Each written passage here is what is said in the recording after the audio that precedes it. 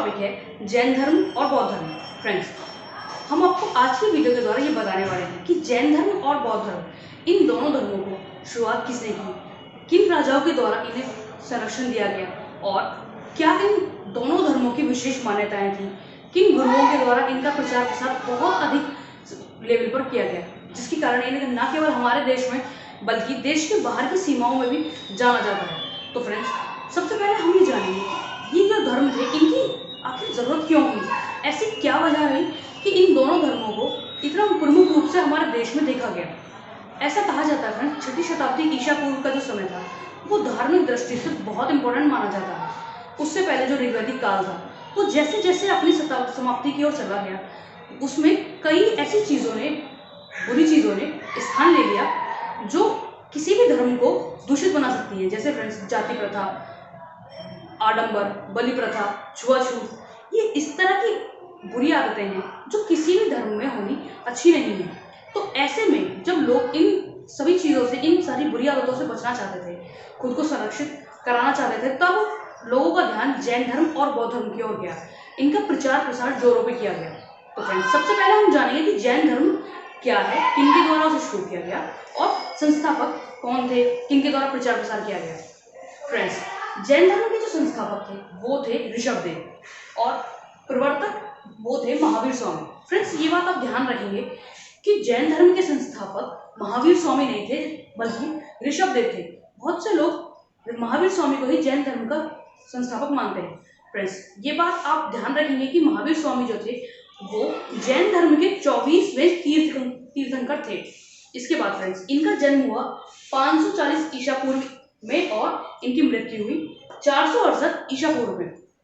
इनके पिता जो थे उनका नाम सिद्धार्थ था, जो एक ज्ञात्रक क्षत्रिय कुल के प्रधान थे, और इनकी माता लिच्छवी कुल की राजा चेतक की बहन थी जो वैशाली के राजा थे। फ्रेंड्स, इसके बाद ऐसा कहा जाता है कि 30 वर्ष की आयु में इन्होंने अपने बड़े भाई की आज्ञा लेकर घर छोड़ दिया और घर छोड़ने के बाद वो जगह जगह घूमे ये जानने के लिए आखिर सच्चा सुख क्या है, सच्चा ज्ञान क्या है, ऐसा ज्ञान जो सभी प्रकार की मोह माया से मुक्त हो। तो ऐसा कहा जाता है फ्रेंड्स, जब वो एक स्थान पर यानी जम्बे ग्राम, एक स्थान का नाम है, उसके पास एक रुजुपाली का नाम की नदी थी, उसके तट पर बैठे थे, तब इन्हें एक बहुत यानी कैवल्य की प्राप्ति हुई। जैसे कैवल्य यानी सबसे बड़ा ज्ञान, उसकी प्राप्ति हुई। इसके बाद फ्रेंड्स, इन्होंने अपने धर्म में यानी जैन धर्म में कुछ ऐसी बातें सम्मिलित की जो सभी लोगों के लिए शिक्षा देने का एक प्रमुख कारण बन गई। इसके बाद फ्रेंड्स, इस धर्म के हम जानेंगे सिद्धांत क्या क्या थे, यानी उन्होंने ऐसे कौन कौन से सिद्धांत थे जो जैन धर्म में शुरू किए या प्रचार प्रसार किया। सबसे पहला, ईश्वर में विश्वास। जैन धर्म कहता है कि सदैव ईश्वर में विश्वास बनाए रखें, वो हर जगह है, हर कण में है, हर पत्ते में है। इसके बाद वेदों में विश्वास, यानी वेदों में जो बातें लिखी गई हैं वो 100% सत्य हैं, उनकी प्रमाणिकता के लिए उन पर कभी भी कोई डाउट नहीं किया जा सकता। इसके बाद त्रिरत्न यानी फ्रेंड्स, इन धर्मों के द्वारा त्रिरत्न बनाए गए थे, जिनमें सम्यक ज्ञान, सम्यक दर्शन, सम्यक चरित्र, इन तीनों बातों को सम्मिलित किया गया है। इनके द्वारा मोक्ष प्राप्ति होती है। और फ्रेंड्स, आप सोचोगे सम्यक ज्ञान, सम्यक दर्शन, सम्यक चरित्र क्या है?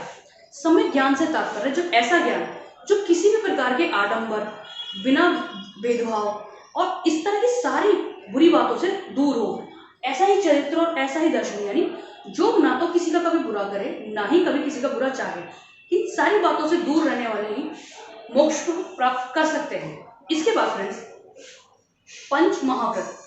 अक्सर पूछा जाता है कि जैन धर्म के पंच महाव्रत कौन से हैं, तो आप ध्यान रखेंगे, अहिंसा यानी किसी पर भी हिंसा ना करना, जीवों पर दया करना, उनको बिना वजह प्रताड़ित ना करना, सत्य, हमेशा सत्य बोलना, अस्त्य यानी जो चीज अपनी नहीं है उस चीज को त्यागना, अपरिग्रह यानी आवश्यकता से अधिक वस्तु पर ध्यान ना देना, जितनी जरूरत है केवल उतना ही सामान लिया जाए या प्रयोग में लाया जाए, ब्रह्मचर्य यानी दुनिया भर की सभी मोह माया से दूर रहकर एक सादगीपूर्ण सन्यासी का जीवन व्यतीत किया जाए। इसके बाद फ्रेंड्स, संप्रदाय, श्वेतांबर व दिगंबर संप्रदाय। फ्रेंड्स, श्वेतांबर संप्रदाय जो संप्रदाय था वो सफेद रंग के कपड़े धारण करते हैं और ईश्वर में पूर्ण रूप से विश्वास रखते हैं। इसके बाद जो दिगंबर संप्रदाय है वो ऐसा मानते हैं कि ईश्वर प्रत्येक स्थान पर है और वो केवल धरती आकाश, केवल आसमान को ही अपने वस्त्र के रूप में मानते हैं, उसके अलावा और वो कुछ धारण नहीं करते। इसके बाद आगे आता है जैन धर्म का प्रचार प्रसार, यानी किन राजाओं के द्वारा प्रचार प्रसार किया गया और किन के द्वारा संरक्षण दिया गया, जिनमें सबसे प्रमुख नाम है मगध नरेश अजातशत्रु और उनका उत्तराधिकारी उदयनी।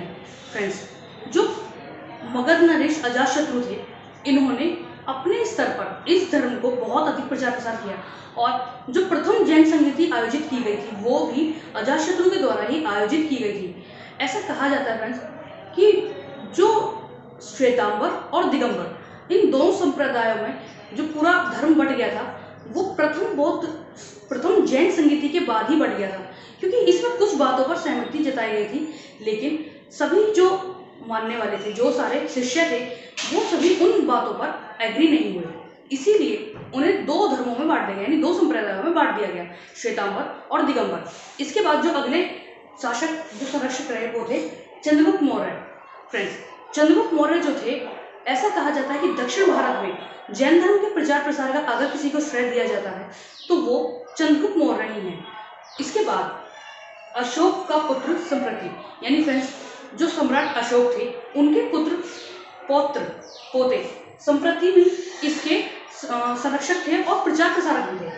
ऐसा कहा जाता है कलिंग शासक खारकेल ने भी इस धर्म का प्रचार प्रसार किया और संरक्षण प्रदान किया।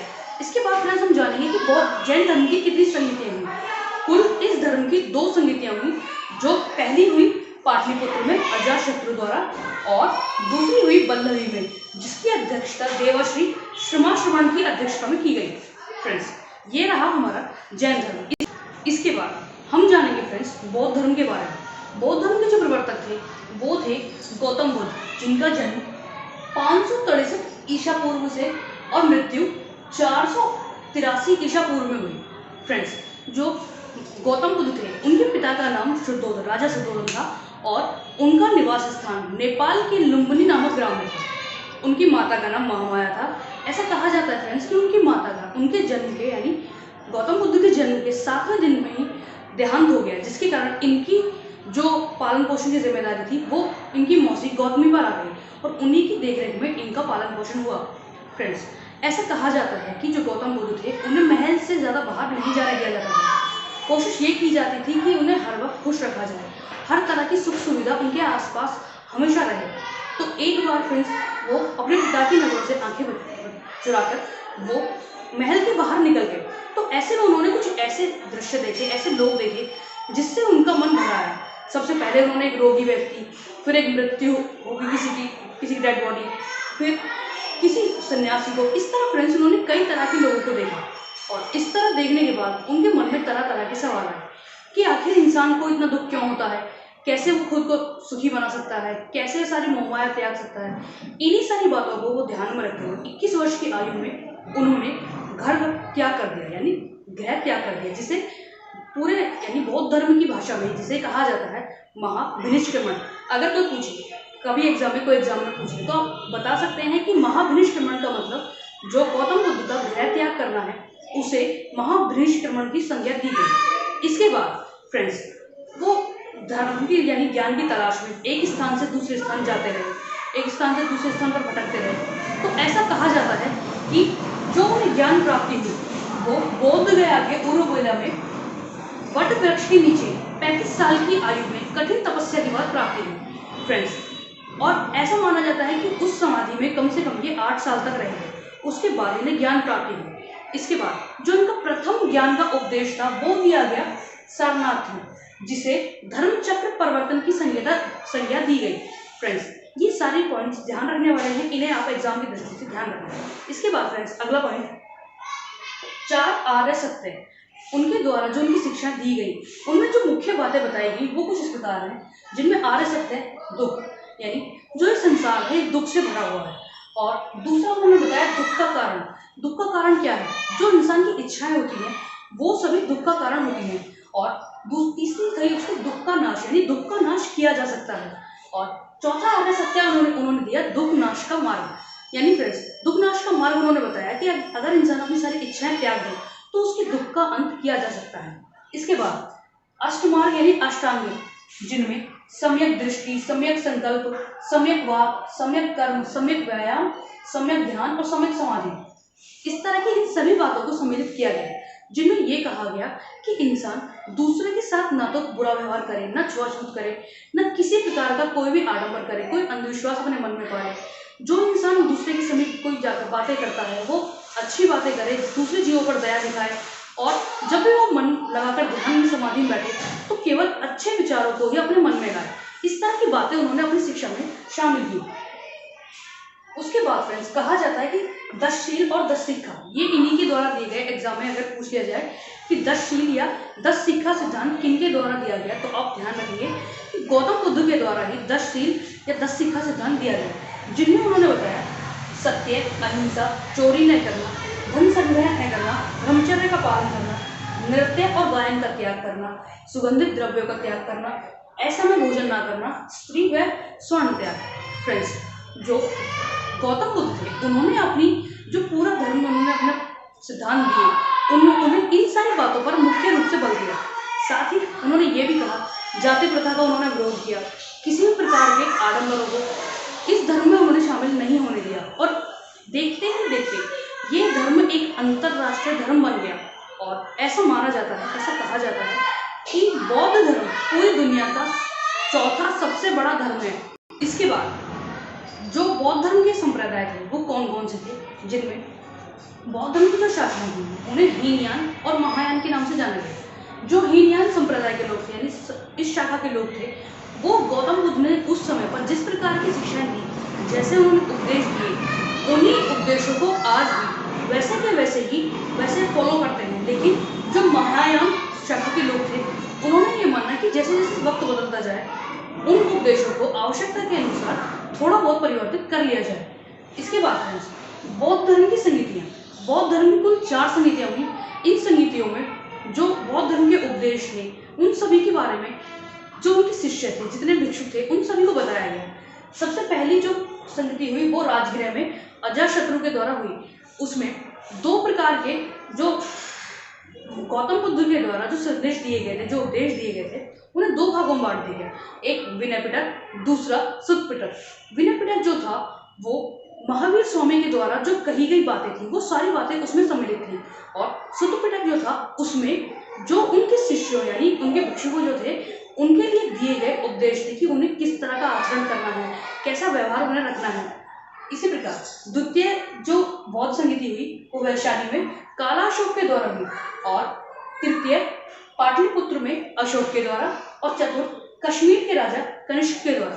फ्रेंड्स, हमने आज की इस वीडियो में जो बौद्ध धर्म और जैन धर्म से जुड़ी सारी मुख्य बातें थी उन सारी बातों को आप सभी के लिए बहुत इजी प्रकार के शब्दों में आप सभी के सामने प्रस्तुत किया।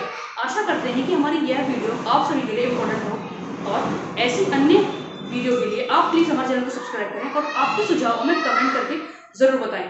फ्रेंड्स, आप इस वीडियो के बारे में या अन्य किसी भी वीडियो के बारे में हमसे जो भी बातें कहना चाहें, जो भी बात हमें सुझाव देना चाहें, प्लीज़ आपके सुझाव आमंत्रित हैं। और मिलते हैं अगली एक ऐसी वीडियो के साथ, अगले टॉपिक के साथ। तब तक अपना ध्यान रखें, अपने अपनों का ध्यान रखें, और पूरा मन लगाकर सेफ रहकर, पॉजिटिव रहकर अपने एग्जाम्स की तैयारी करते रहें। धन्यवाद।